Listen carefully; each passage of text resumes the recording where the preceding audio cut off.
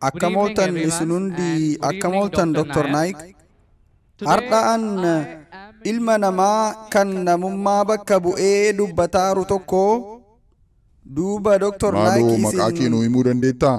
maqaan koo Shiraaqi garuu dhiifamaa waliin amantaa koo nan gaafatina. Dr. Naik tarii ati wanna maatii muslimaa keessatti dhalatteef amantaa kana qabatte ta'a. Tarii kanaaf amantaa kana deeggaraa jirta ta'a. Tarii kanaaf amantaa kana ol qabaarta. Utuu amantaa hinduu keessatti dhalatteetta ta'e kana hunda amantaa hinduutiif gootamini. Kun waan warra ofii garmalee ol fuudhanii ilaaluu sannatti fakkaataa jira. Kana jechuun wanna ati deeggartu amantaa kee, aadaa kee, taabota. Kanaaf amantaan Siikh yookiin Arya Samaaj yookiin amantaan kamuu kan taabota hin gabbarre yuutuubiin deeggaraman jette. Akka kootti amantaa namummaa ummata bal'aa irraa dubbachuu qabna malee asii maraammartoo dhawachaa ooluun qabnu. Yaadni asirratti na hubachiiftu jira. Obboleessi gaafii bareeddu gaafate wanni jedhu waaniin ammaatii muslimaa keessatti dhaladheefiin islaama ol qabaa jira. Tarii silaahiin maatii hinduu keessatti dhaladhe amantii hinduutiin ol qabaa. Arya Samaajii fi amantii Siikhwaaniin deeggaruuf waan ilaalcha kiyyaan wal qabatuufi tanaafiin asirraa maraammartoo dhawachaa jira. Eeyyan obboleessoo yaada kee kana nin fudhu. Hanga umrii 19tti waan abbaan kiyya muslima taheefiin anis muslimatu. Umrii 19 booda garuu hoggaan amantaa wal madaalchisuu barachuu jalqabe as amma filannoon muslima ta'e na amani. Yoo ati amantii biraa tan amantii islaamaa caaltuu takkallee baastee na fidde an arraan tana amantii san fudhachuudhaaf qophiidha. Arruma obbo ani amantaa namummaa tan deeggara. Obboleessoo ittiin sii dhufaa eegi ittiin sii dhufu. Wanni jechaa jiru namnummaan fedhe karaa saayinsaawaa fi sammuun namaa fudhattuun amantii biroo tan islaamummaa caaltu baasee yoonaaf mirkaneesse an amantaa san qeebaluuf qophiidha. Ati amma waa'ee namummaa irraa haasawaa jirta. Eenyutu kitaaba amantaa namummaa barreesse? Mahatma Gaandhiidha? Eenyutu barreesse? Ni beeyta? Muslimni tokko hanga ilma namaa gaarii tahuu muslima tahuu hin danda'u. San amantaa hundatu jedha. San amantaa hundatu jedha. Obboleessoo deebisaatii yaa xumuru obsi. Ayyee obbo. Qoyati deebisaatii dhaggeeffachuuf dhufte moo? Ilaalcha kee kennachuuf dhufte. Haasaa bareedaa haasofnee waan sammuun namaa fudhattuun xumuruun barbaada. Obboleessotuun qophii muggutiitii miti. Lakkan akkas hin jenne. Khalaas deebisaatii dhaggeeffadhu eegaan sii deebise booda yaada kee kennatta. Deebisaatii yaa fixu. Jidduu seentee dubbii afaaniin na murte. Na dhaggeeffadhuuti. Ittuuf ittuuf. Maabarati sammuu keessa deemaa jira eessaa na dhaggeeffatta. Maaloo ittuuf. Hoggaa gaafii ta'e gaafattu an si jeeqee. Maaloo ittuuf. Qoyaan si jeeqee. Lakkiin hin jeeqne maalootti huuf waa hunda barreeffattee dhuftee na gaafachaa anaa deebisaa sii kannaa jira dhaggeeffadhu. Hayyee hayyee dhaggeeffachaan jira. Duuba maaliif yaada kannatta?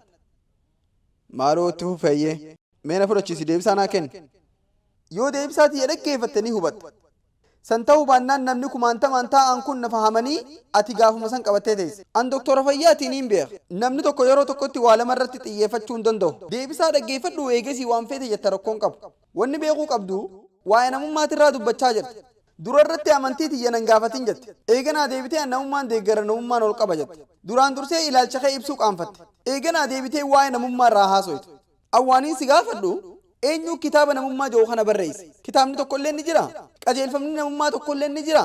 Awwaaniin siin jechaa jiru namni muslimaa tokko hanga ilma namaa gaarii tahuu muslima tahuu hin danda'u. Amantiin hundi akkas hin jettu. Dhiifama akkas jechuun iyyaaf.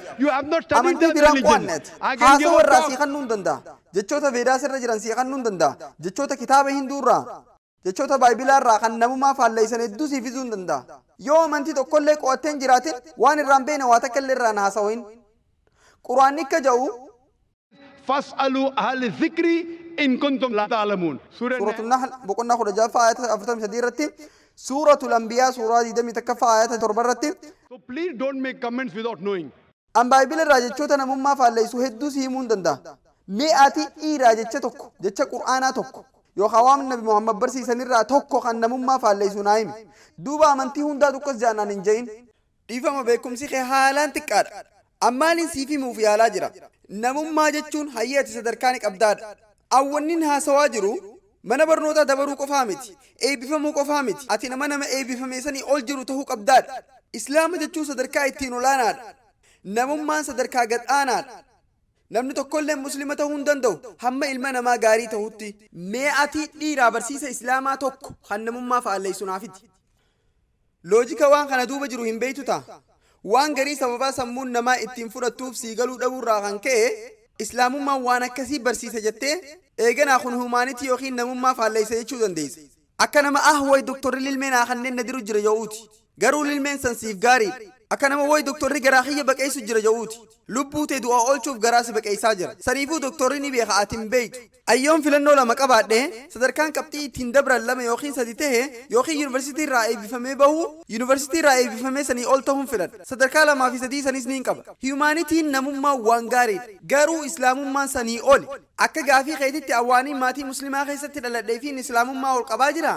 Si himeetiin jira mee ati dhiira siin jaani abbaan fedhe naaf mirkaneessu an amantii gurguddoo bebbeekamtuu irra guddaa isaanii qo'adheetiin jira an kaniin harka islaamummaa waan loojika sammuun namaa fudhatu amantiin ilma namaatiif hunda caaltu amantiin namummaaf furmaata kennitu islaamummaa qofa rabbiin suurata al-imraan keessatti kaje boqonnaa sadaffaa aayata 19 irratti inna ad-diina 'inda Allahi al-islaam amantiin takkittiin rabbi biratti qeebalamtuu taate islaam odeeffannoo keetiif muggutiin tee haalaan dadhabduudha. Ni beeyta hayyoota 30 ol kan addunyaa keessaa qabnu keessaa 10 ol maatii islaamaa keessaan dhalan. Kana ni beeyta gaafii tanaan si gaafachuu fedha. Kana ni beeyta beeytotoo madaraka irra bahanii dubbatan keessaa 10 ol islaama keessatti hin dhalan. 10 ol kana ni beeyta. Tarii innana ni barbaade mee. Aboo ni beeyta hin siin jee naa deebisi. Lakkin beeku.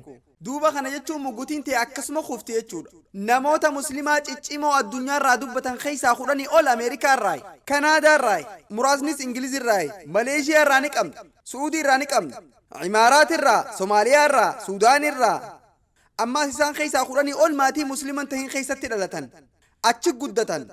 Gariin ijoollummaan qabatan, gariin umrii 20 keessa osoo jiranii qabatan, gariin 30 keessa. Rabbiitu qaceelloo isaaniif kan filannoo isaaniitiin muslima ta'an akka ati yaaddutti waan maatii muslimaa keessatti dhalanneef ol qabaa jirra.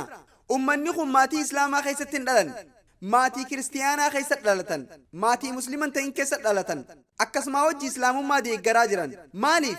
Sababni ni qo'atan.